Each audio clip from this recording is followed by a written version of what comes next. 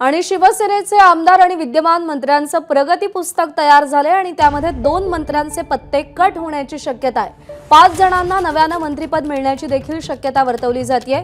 संजय राठोड आणि अब्दुल सत्तार यांचा पत्ता कट होण्याची शक्यता सध्या वर्तवली जाते। शिवसेनेकडून मंत्रिपदाची माळ गळ्यात घालण्याआधी काही कठोर निकष लावले जाणार आहेत अशी माहिती मिळाली होती आणि त्या अन्वये आता 2 मंत्र्यांचे पत्ते कट केले जाण्याची शक्यता आहे। अक्षय भाटकर आपले प्रतिनिधी आपल्या सोबत आहेत। अक्षय, काय निकष होते मंत्रिपद मिळण्यासंदर्भातले आणि संजय राठोड आणि अब्दुल सत्तार यांचा पत्ता कट होण्याची चर्चा का?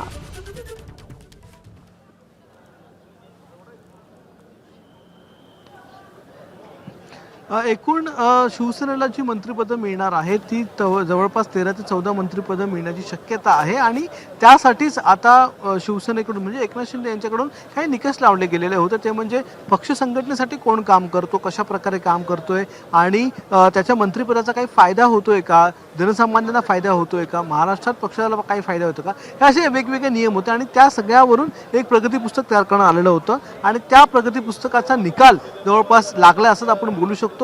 हे जे प्रगती पुस्तक आहे त्याच्यामध्ये 5 एकूण जे माजी मंत्री आहेत ते पास झालेले आहेत, मात्र 2 माजी मंत्री जे आहेत ते त्यामध्ये नापास झालेले आहेत। वरिष्ठ सूत्रांकडून ही माहिती मिळालेली आहे, त्यामुळे एक खात्रीलायक माहिती आपल्याकडे आहे। एक तर अब्दुल सत्तार हे त्यामध्ये नापास झालेले आहेत, दुसरं म्हणजे संजय राठोड हे देखील त्या निकषांमध्ये बसत नाही आहेत। त्या प्रगती पुस्तकामध्ये त्यांना नापास झाल्याचं एकूण चित्र दिसून येते। त्यामुळे या प्रगती पुस्तकामध्ये जे पास झालेले आहेत त्याच्यामध्ये अशी नवीन मंत्रिपदासाठी इच्छुक असणारे देखील काही लोक आहेत, ज्यामध्ये भरत गोगावले असतील, संजय शिरसाट असतील, प्रताप सरनाईक, अर्जुन खोतकर असतील, शिवतरे असतील, हे देखील त्या प्रगती पुस्तकामध्ये पास झाले अशी देखील माहिती मिळालेली आहे। त्यामुळे एकूण जे मंत्री आहेत शिवसेनेचे संभाव्य मंत्री आहेत त्यामध्ये दादा भुसे, उदय सामंत यांच्याबरोबर शंभूराज देसाई आणि हे जे नवीन जे मंत्री आहेत त्यामध्ये संजय शिरसाट, भरत गोगावले, प्रताप सरनाईक हे सर्व मंत्री जे अशा एकूण 11 ते 12 लोकांची यादी जी आहे ती जवळपास तयार झालेली आहे, निश्चित झालेली आहे आणि यांना कदाचित या नवीन मंत्रिमंडळामध्ये स्थान मिळू शकतं।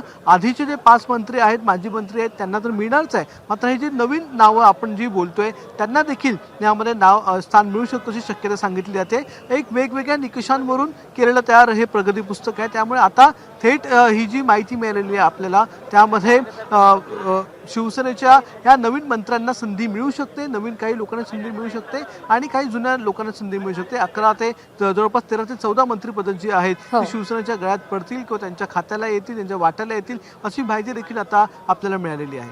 अक्षय, धन्यवाद दिलेल्या माहितीसाठी। एबीपी माझा, उघडा डोळे बघा नीट।